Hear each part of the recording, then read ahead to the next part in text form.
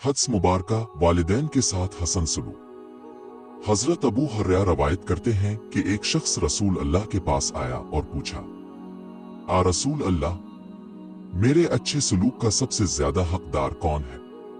आपने फरमाया, तुम्हारी माँ। इसने दोबारा पूछा, फिर कौन? आपने फरमाया, तुम्हारी माँ। इसने तीसरी बार पूछा, फिर कौन? आपने फरमाया, तुम्हारी माँ।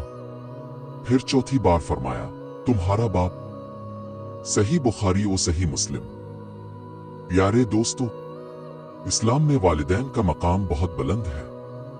हमारे प्यारे नबी हजरत मोहम्मद ने माँ के हक को 3 बार बयान फरमाया, क्योंकि माँ अपनी औलाद के लिए बेशुमार कुर्बानियां देती है।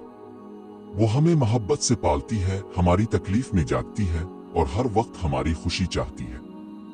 आज अफसोस के साथ बहुत से लोग वालिदैन की इज्जत नहीं करते, उनकी बातों को नजरअंदाज करते हैं या उनसे सख्त लहजे में बात करते हैं। याद रखें, अल्लाह ताला की रजा वालिदैन की रजा में है। अगर हम चाहते हैं कि हमारी जिंदगी में बरकत आए, रिस्क में इजाफा हो और अल्लाह हमसे खुश हो, तो हमें अपने वालिदैन के साथ मोहब्बत, अदब और नरमी से पेश आना चाहिए। आइए आज ये वादा करें कि हम कभी अपने वालिदैन का दिल नहीं दिखाएंगे, उनकी खिदमत करेंगे और उनके लिए दुआ करते रहेंगे। अल्लाह ताला हमें अपने वालिदैन की इज्जत और खिदमत करने की तौफीक अता फरमाए। आमीन।